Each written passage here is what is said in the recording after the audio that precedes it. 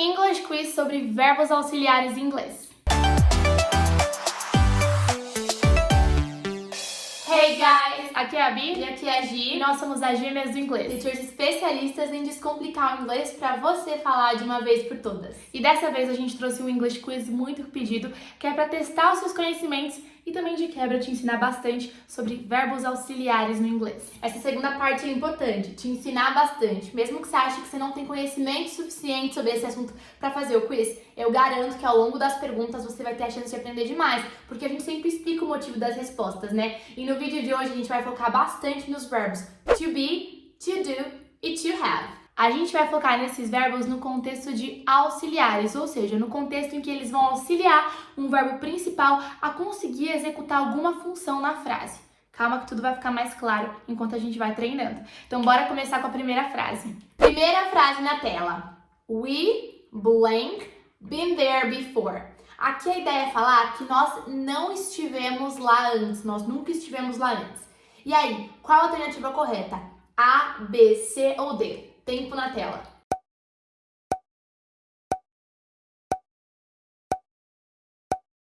Bom, a alternativa correta é a letra B, haven't. Gente, vamos analisar uma por uma só para você entender com mais clareza por que é essa alternativa certa.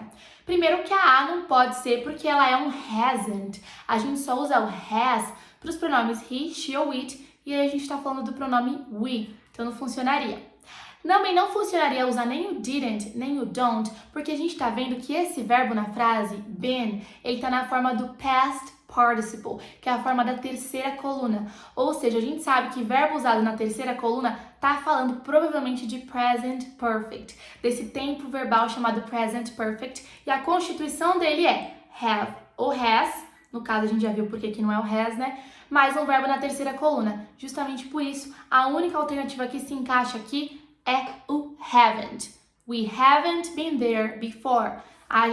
Nós nunca estivemos lá antes. E é bem comum a gente usar esse tempo verbal, né, para falar de um passado sem mencionar quando, um tempo indeterminado no passado. Segunda frase. Blank, you going home tomorrow. No sentido de você vai para casa amanhã?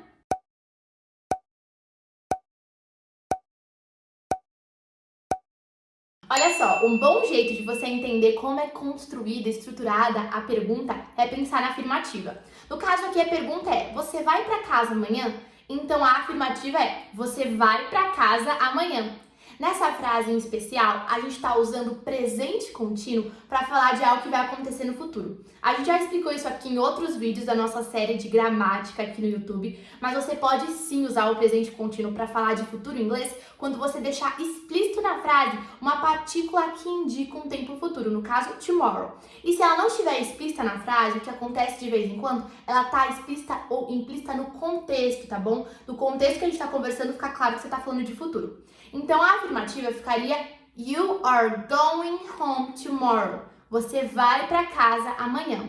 You are going home tomorrow. Quando a gente tem o verbo to be na frase, na hora de formar a pergunta, a gente só joga o verbo to be para frente do verbo. Então, a pergunta ficaria Are you going home tomorrow? Are you going home tomorrow? Quando a gente quer transformar uma afirmativa que tem o verbo be em uma pergunta, é só a gente pegar esse verbo to be e a gente jogar ele para o começo da frase, na frente do pronome. Então a frase You are going home tomorrow vira Are you going home tomorrow? E portanto a alternativa correta é a C, are. Terceira frase, blank, you see them coming. A ideia aqui é você os viu, você viu eles chegando. Qual que é a alternativa correta?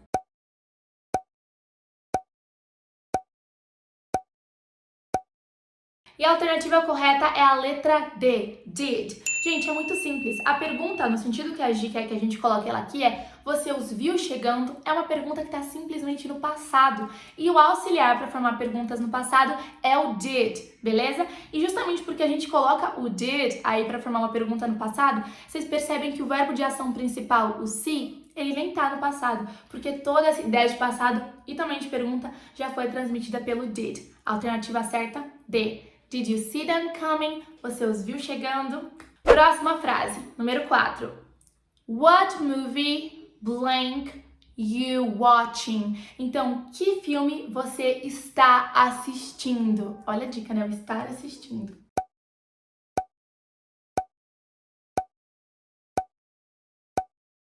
E a alternativa correta é a letra A. Como a Bi tinha dito, a tradução da frase é que filme você está assistindo. E esse está nada mais é do que o verbo to be. E no caso aqui é o verbo to be conjugado para o pronome you. E você já deve saber que é o are. Então, what movie are you watching? Tudo bem? E portanto, alternativa A. Frase número 5. How long, blank, it take you to drive to work? De novo, how long, blank, it take you to drive to work? Então, agora aqui eu quero saber quanto tempo você leva, quanto tempo demora para você dirigir para o trabalho. Qual que é a alternativa correta? A, B, C ou D?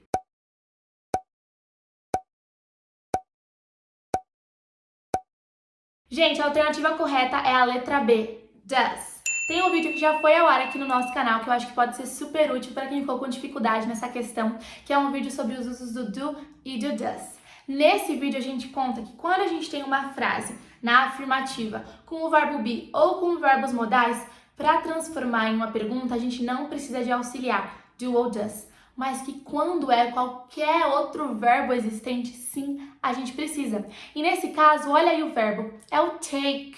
Não é um verbo be e também não é um verbo modal. Então a gente precisa do auxiliar, do ou does. Isso a gente já sabe. Agora, qual escolher? A gente tem que olhar para o pronome. E aqui na frase o pronome é o it. Então a gente sabe que o nosso auxiliar é o does. How long does it take you to drive to work?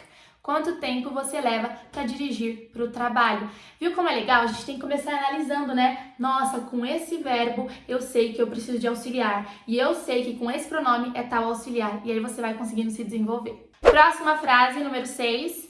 The party was terrible. I really blank like it. No sentido de a festa foi horrível. Eu realmente não gostei.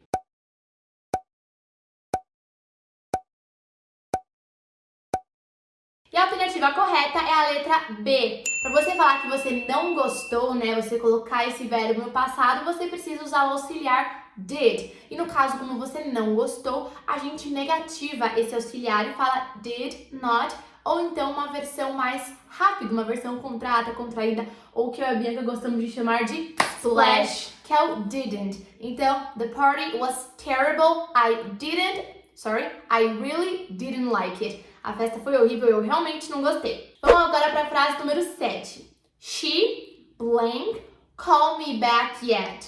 De novo, she, blank, called me back yet. Ela ainda não me ligou de volta. Ela ainda não me ligou de volta. Qual que é a alternativa correta?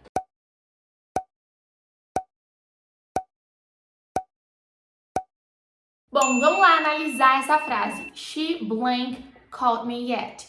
Pensa só, esse verbo called, ele já tá no passado, já tá com ed no final. Então você não vai usar o didn't, ok? Porque lembra que quando a gente usa o didn't, o verbo principal ele não tem que estar no passado? Então a gente já exclui a alternativa D. O had também não faz sentido nenhum, porque essa frase ela tá na negativa e o had ele não tá negativando. Eu sei que a frase tem que ser ele ainda não me ligou. E não tem nenhum elemento nessa frase ainda em inglês que tá negativando e esse had também não vai me ajudar. Então eu sei que tem que ser ou haven't ou hasn't, que são praticamente iguais, só muda que um é usado para he, she, it, porque tem um S aí, né, o hasn't, e o outro é usado para os outros pronomes. E no caso, o pronome da minha frase é o she, então por isso que a gente fica com o hasn't. She hasn't called me back yet. Eu consegui trazer esse sentido de negativa e eu tô combinando com o pronome, mas também não tô fazendo besteira de colocar um didn't ali no meio quando eu já tenho o verbo no passado. 8ª frase. Blank, you learn engineering in college. Então, você aprendeu engenharia na faculdade, é nesse sentido que a gente quer construir essa frase.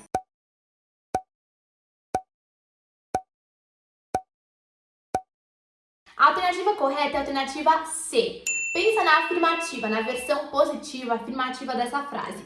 You learned engineering in college. Você aprendeu engenharia na faculdade. Como eu sei que o verbo da frase é o learn, ou seja, não é verbo modal, não é verbo to be, eu preciso de uma ajuda, eu preciso de um auxiliar para transformar em pergunta. No caso, como a pergunta está no passado, o auxiliar é o did. Alternativa C. Frase número 9, penúltima. I blank had time to read the book yet. De novo, I blank had time to read the book yet. A ideia aqui é eu ainda não tive tempo de ler o livro.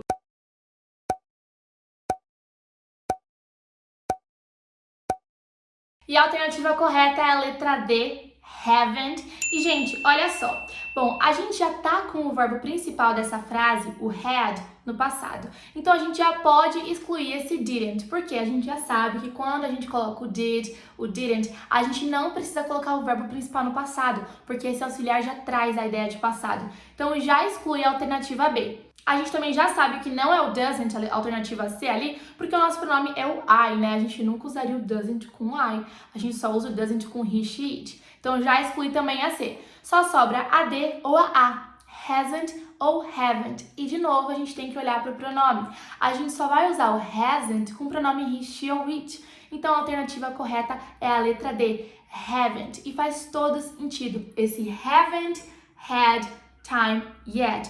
Você ainda não teve tempo. Então essa é a única alternativa correta, a única alternativa que faz sentido e que se encaixa. I haven't had time to read the book yet. 10ª e última frase, blank, your parents live near you. Então seus pais, eles moram perto de você?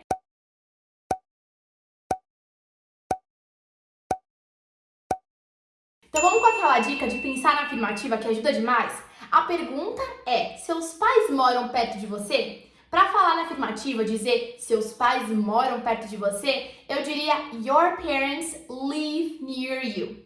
Aí eu analiso essa frase, que é o que está aparecendo na tela, né? Tirando o blank. Aí eu analiso essa frase e penso, o verbo é o live.